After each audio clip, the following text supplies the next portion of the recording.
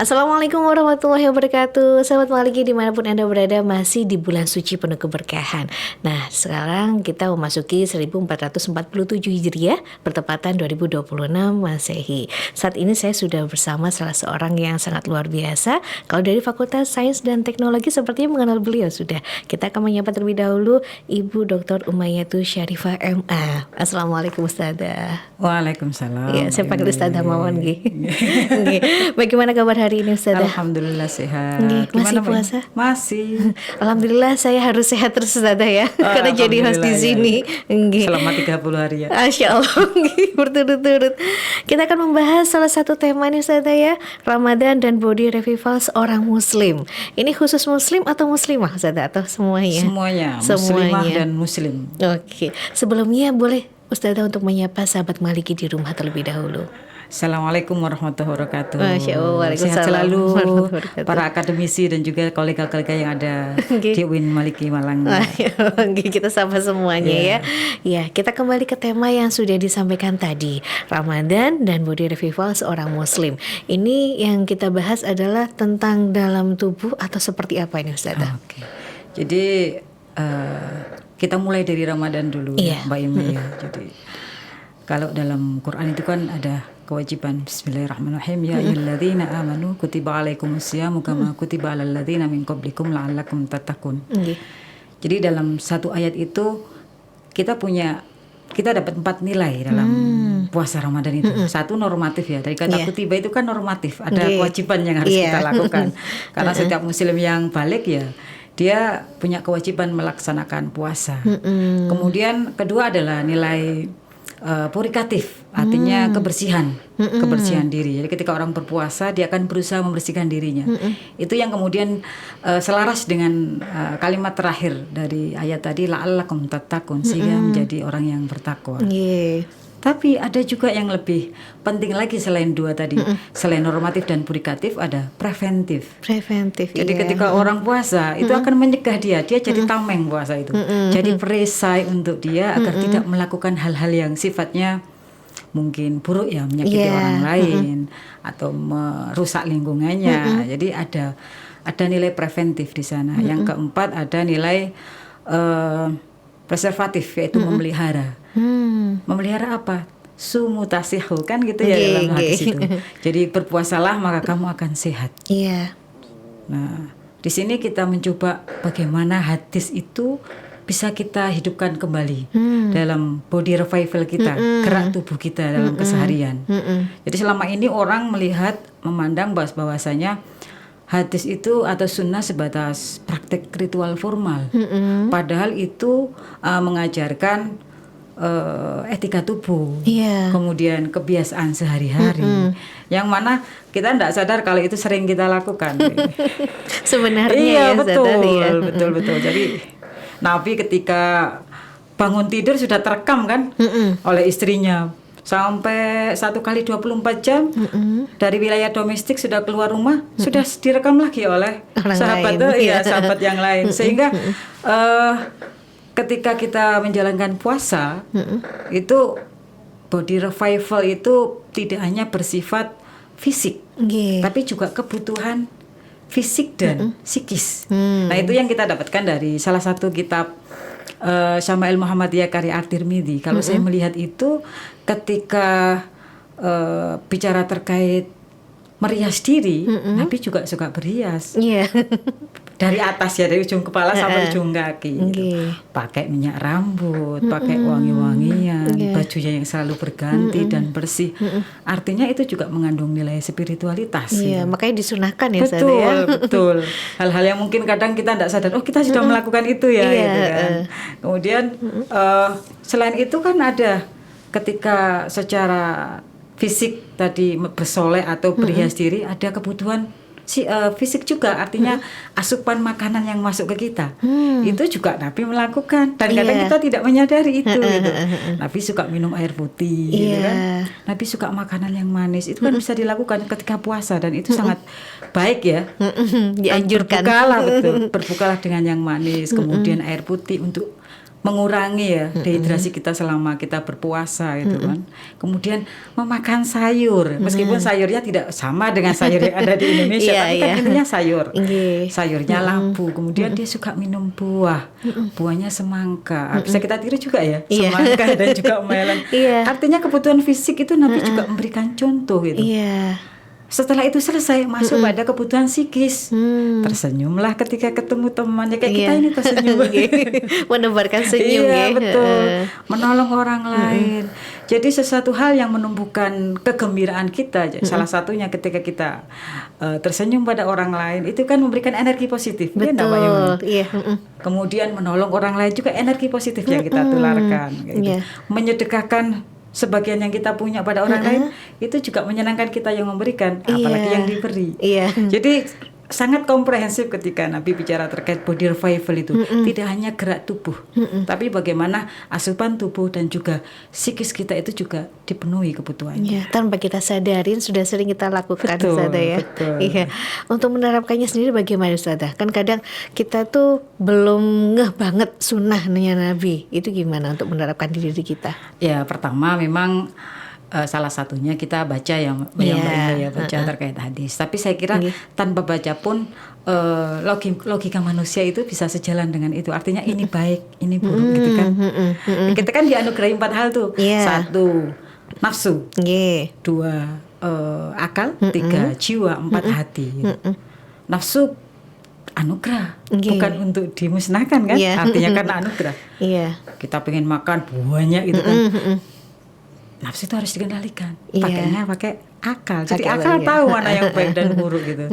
Jadi sebenarnya meskipun kita tidak baca hadis secara keseluruhan, tapi akal bisa membedakan itu. Oh, ini baik untuk tubuhku. Oh, ini tidak baik untuk tubuhku. Oh, kenapa kita makan itu ada dalam perut itu kita bagi dalam 3 bagian gitu kan. Enggak semuanya diisi karbo misalnya kan gitu. Kayak tadi Nabi kan semuanya ada tidak ada rotinya, kemudian ada minumannya, kemudian ada sayurnya, ada buahnya. Gitu. Berbicara soal tubuh, mengapa Islam itu memperhatikan tentang adab tubuh kita ini, Ustazah? Jadi gini, Mbak, ketika bicara terkait tubuh, kita bicara terkait Ramadan ya, salat taraweh. Itu mengajarkan ketahanan tubuh kita. Ya kan, olahraga ya. Betul. Kita mungkin selama 5 waktu itu kan bisa dihitung ya gerakannya. Tapi ketika tarawih, kemudian ada tambahan sholat malam, ada tambahan sholat sunnah, itu melatih ketahanan tubuh. Nah, sedangkan puasa sendiri itu pengendalian diri kita. Seperti itu. Jadi ketika puasa, tubuh kita itu secara nggak langsung itu beradaptasi. Betul. Ya seharusnya memang seperti itu. Gitu. Menjaga metabolisme dengan seperti itu. Berarti kita sudah diajarkan kamu tuh harusnya seperti ini. Tapi seringkali kita menyepelekan, Ustazah ya. Ada kalanya kan usus itu ada waktunya untuk berhenti, gak diajak giling terus gitu kan. Dimasukin terus ya. Ada waktunya istirahat.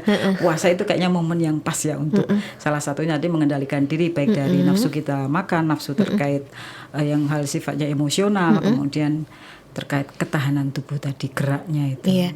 Bagaimana kalau Ustazah sendiri menyikapi kadang orang seperti ini? Saya puasa kok tambah sakit. Pernah nggak mendengar seperti itu, Ustazah?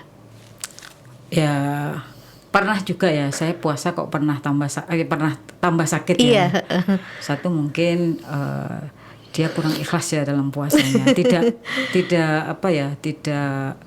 memahami betul makna puasa itu sendiri, Mbak. Jadi harusnya dia bisa memahami apa sih fungsi puasa untuk kita gitu. Bukan hanya pengendalian nafsu tadi ya. Nafsu, kemudian tapi juga di situ ada untuk kesehatan tubuh itu juga sangat bermanfaat gitu. Toh 1 tahun hanya 30 hari. Betul. Padahal puasa itu kan sebenarnya tidak hanya dilakukan oleh umat Nabi kan. Nabi Adam juga melakukan puasa setiap Jumat. Pernah 40 hari, 40 lama setahun itu beliau puasa. Nabi Nuh ketika ada atas Batrah, selama di Batrah itu beliau puasa. Puasa juga. Nabi Daud apalagi.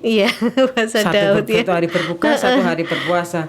Artinya memang puasa itu tidak hanya mendidik terkait tubuh kita, tapi juga sisi spiritualis kita, kemudian sisi kesadaran kita, kemudian juga bagaimana kita membangun kesalian sosial, Mbak.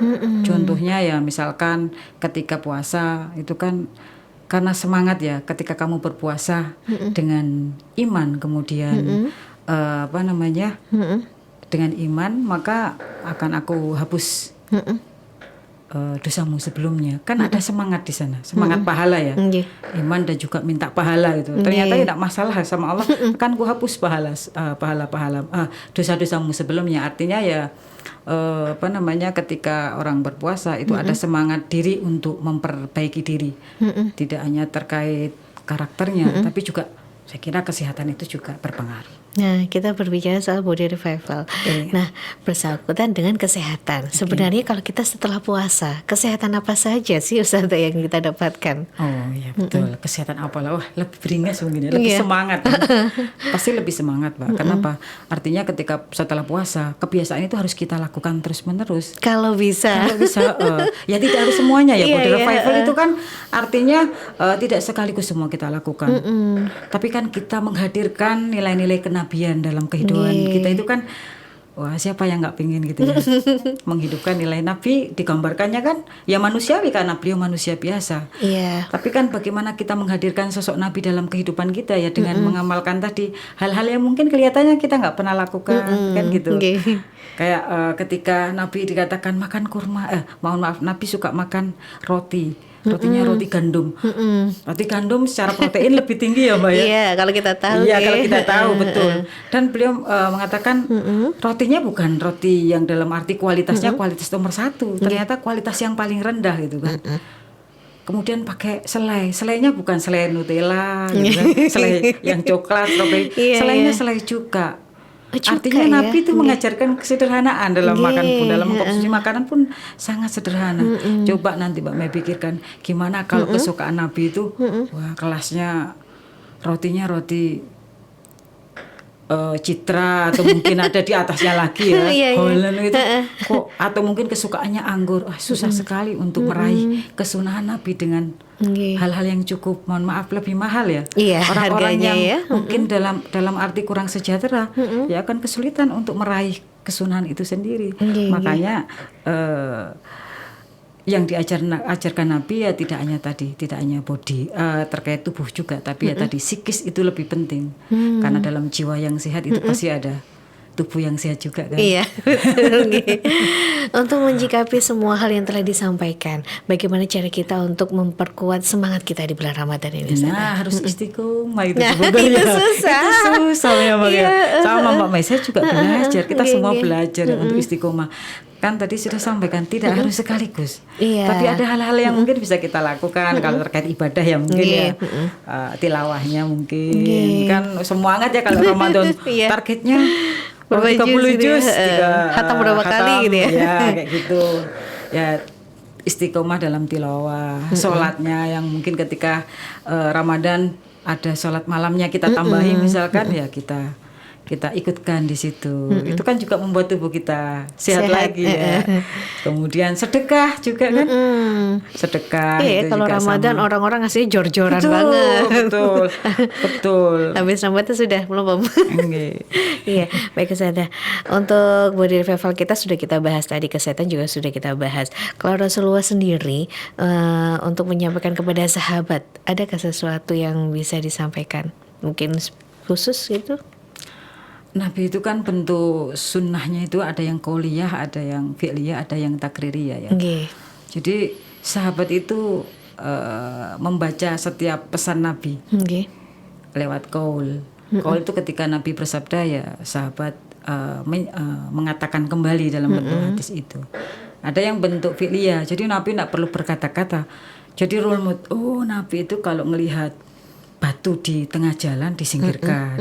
Jadi kan tidak perlu berkata-kata ya, Mama. Dilihat saja, tapi kemudian direkam. Dan itulah hal-hal yang kelihatannya sederhana tapi sangat bermakna ya dalam kehidupan seseorang. Dalam arti ya itu tidak akan mencelakai orang ketika itu diambil kayak gitu. Berarti kita memperhatikan ya, Ustazah ya. Iya.